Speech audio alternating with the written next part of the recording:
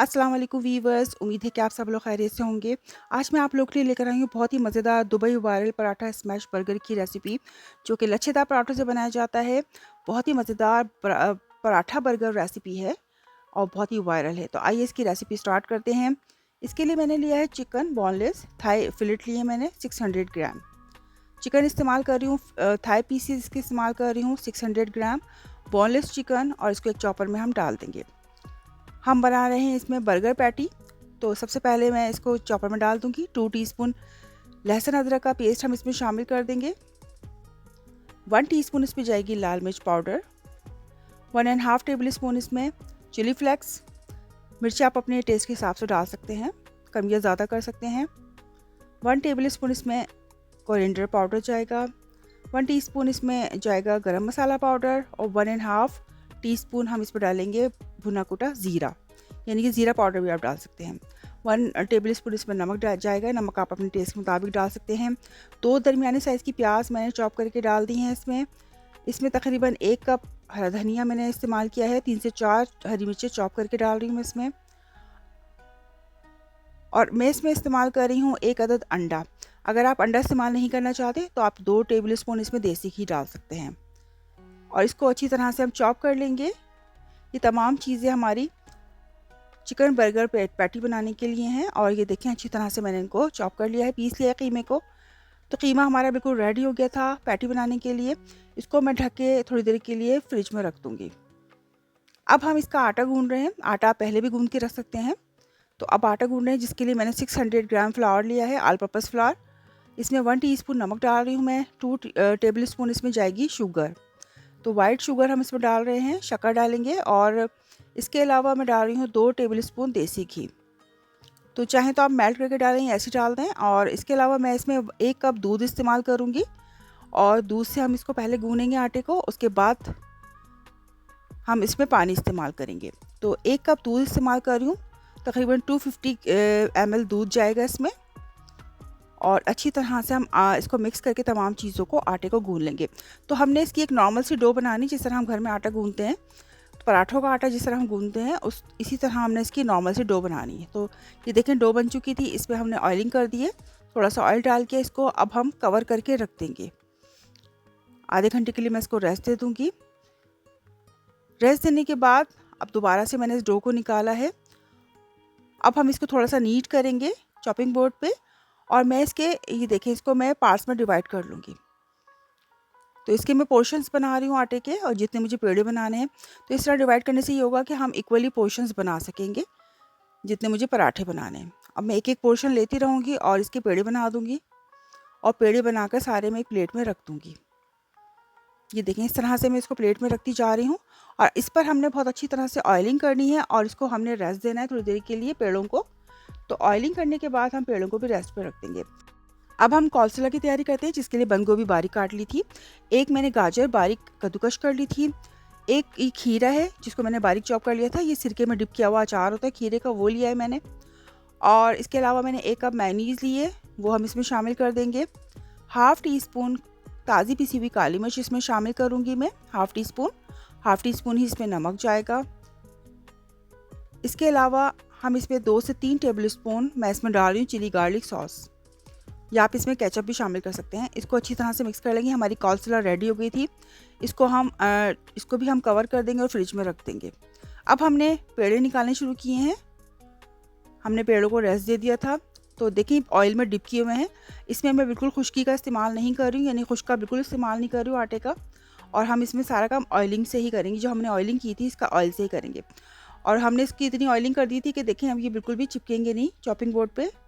और मैं अच्छी तरह से बेलन की मदद से इसको, रोलर पिन की मदद से इसको मैं अच्छी तरह से बेल रही हूँ पेड़े को। हम इसके बना रहे हैं छोटे छोटे पराठे, जिससे हम बनाएंगे बर्गर। तो पराठा बनाने के लिए, अच्छा पराठा बनाने के लिए इसको बहुत अच्छी तरह से हमने बेलना है। बेल के हमने इसको बड़ा कर लेना है। थोड़ा बहुत ज़्यादा बड़ा भी नहीं करना, नॉर्मल साइज़ का करना है। इसके अलावा फिर छुरी की मदद से, या आप इसको पिज़्ज़ा कटर की मदद से इस तरह से कटिंग कर सकती हैं। तो आप या चाहें तो पिज़्ज़ा कटर ले लें। मैंने छुरी की मदद से इसको हम इस तरह कटिंग कर लेंगे इसकी, क्योंकि हम बना रहे हैं लच्छा पराठा। तो उसके लिए हमने इस तरह इसकी कटिंग कर लेनी है। हमने इस ऑयलिंग की हुई थी और हमने ऑयल में रखे थे डिप करके इसको पेड़ों को, तो ये बिल्कुल स्मूथली हमारा काम होगा और बिल्कुल भी ये चिपकेंगे नहीं। तो इस तरह से हमने इसकी लच्छे काट के और इसको इस तरह से समेट लेंगे एहतियात से। तो आज हम बना रहे हैं बहुत ही मज़ेदार लच्छा पराठा। तो इसके साइज़ चूँकि छोटे-छोटे होंगे, हम छोटे बनाएंगे, बड़े साइज़ के पराठे नहीं बनाएंगे, बर्गर साइज़ के बनाएंगे जितना हमने बर्गर बनाना है। तो इस तरह से इसको खींच के और इस तरह से देखिए मैं रोल कर रही हूँ। इसके 2 तरीके मैं आपको बताऊँगी कि किस तरह से मैं बना सकते हैं हम इसके पराठे। तो 2 तरफ से आप रोल करने के बाद इसको ऊपर नीचे भी रख सकते हैं पेड़े को, इस तरह से करके। ये देखें पेड़ा बन गया। इसको हम रखते जाएंगे इस तरह बना कर। देखिए सेकंड वाला इसको हाथ में मैंने इस तरह लिपेटा है और इसको जो लास्ट इसका पार्ट होता है उसको हम नीचे कर लेंगे और ये भी एक बन गया पेड़ा। तमाम हमने बना के अब इस पर भी थोड़ा सा ऑयल डालने के बाद इसको भी रेस्ट पे छोड़ देंगे हम। ये देखिए, तो थोड़ी देर बाद हमने इसको भी रेस्ट दे दिया था। अब हम सारे पराठों एक एक पेड़ा लेते जाएंगे और हाथ की मदद से इसको इतना बड़ा करना है जितना बड़ा हमने इसको अब इसका बर्गर बनाना है। तो हमने छोटे-छोटे पराठे बनाने हैं और हाथ की मदद से ही करेंगे, इसमें हमने बेलन का इस्तेमाल नहीं किया। तो इस तरह करके और मैंने तवा जो है वो प्रीहीट करने रख दिया था। थोड़ा-सा ऑयल डालेंगे और इन पराठों को तवे पर डाल देंगे और बिल्कुल स्लो हीट पर हमने इसको पकाना है। स्लो फ्लेम पर पकाना है हमने बिल्कुल और अच्छी तरह से इसको दोनों तरफ से कलर देना है। तो हमारे पराठे मज़ेदार से लच्छे पराठे बन रहे हैं। दोनों तरफ से हम इसको कलर दे देंगे। अच्छी तरह से दबा-दबा के सेकेंगे और जब ये बिल्कुल अच्छी तरह से अंदर तक से कुक हो जाएंगे तो हम इनको निकाल कर रख लेंगे। कीमे को भी मैंने फ्रिज से निकाल लिया था। अब हम इसकी पैटी बनाएंगे और पैटी बनाने के लिए भी मैंने तवा जो है वो चूल्हे पर रख दिया था प्रीहीट होने के लिए। और ये देखें इस तरह से हम इसकी पैटी बना लेंगे। पैटी बनाने के लिए या तो आप किसी कटर का भी इस्तेमाल कर सकते हैं, चाहें तो आप किसी ढक्कन का भी इस्तेमाल कर सकते हैं, लेकिन मैंने हाथ पे इसी तरह बना ली थी। और तवा मैंने प्रीहीट कर लिया था और इस पर ऑयल डालने के बाद इसको भी हम स्लो फ्लेम पर ही कुक करेंगे। बहुत ज़्यादा हाई फ्लेम पर इसको कुक नहीं करना है, इसको भी हमने अंदर तक से अच्छी तरह कुक करना है। तो इस तरह से हमारी पैटी भी रेडी हो रही है, चिकन पैटी। और इस तरह से मैंने बर्गर साइज़ की जो है वो बना ली थी पैटी और इनको दोनों साइड से अच्छी तरह कुक कर लेंगे। पराठे हमारे देखें सारे रेडी हो चुके थे। तकरीबन मैंने 8 पराठे बनाए थे ये और 8 ही मैंने इसके बर्गर बनाए थे। तो अब हम 1 बाय 1 सबको लेंगे इस तरह से थोड़ा-सा, क्योंकि इसके लच्छे चाहें तो आप इसके लच्छे तोड़ लें दोनों हाथों से, लेकिन अगर आप ज़्यादा लच्छे तोड़ लेंगे तो फिर बर्गर खाने में आपको बहुत ही मुश्किल होगी। इसके लच्छे आपको परेशान करेंगे और स्मूथली आप बर्गर नहीं खा सकेंगे, इसलिए मैंने ज़्यादा नहीं तोड़ा था। तो नॉर्मली मैंने इसको देखिए बीच में से इसकी कट लगा दिया था और फिर हम इसमें जो कॉलस्लो हमने बनाया था वो कॉलस्लो हम इसमें रखेंगे बीच में। सेटिंग आप अपनी मर्ज़ी के मुताबिक कर सकते हैं कि कहाँ आपने कॉलस्लो रखना है, कहाँ आपने केचअप लगाना है। और ये देखें पैटी बन के हमारी दोनों साइड से अच्छी तरह कुक हो चुकी थी। जब अच्छी तरह से ये कुक हो जाएंगी तो मैंने इस पर चीज़ स्लाइसेस रखती हैं, तो मैं इस पर 2-2 चीज़ स्लाइसेस रख रही हूँ। आप चाहें तो एक भी रख सकते हैं, एक से, लेकिन मैं ज़्यादा इसको चीज़ी बना रही हूँ तो मैं 2-2 स्लाइसेस पे रख रही हूँ एक-एक पैटी पे। और इस तरह से मैंने इस पे एक साइड पे मैंने इस पे केचअप लगाने के बाद जो हमारी चिकन पैटी थी वो हमने इस पे रख दी और ये बहुत ही मज़ेदार सा हमारा ज़बरदस्त सा हमारा पराठा बर्गर रेडी हो गया है। बहुत ही मज़ेदार रेसिपी है, घर वालों ने बहुत मज़े से इसको खाया था, बहुत इंजॉय किया था। तो न्यू रेसिपी है, आप भी इसको ज़रूर बनाइएगा, ज़रूर ट्राई कीजिएगा।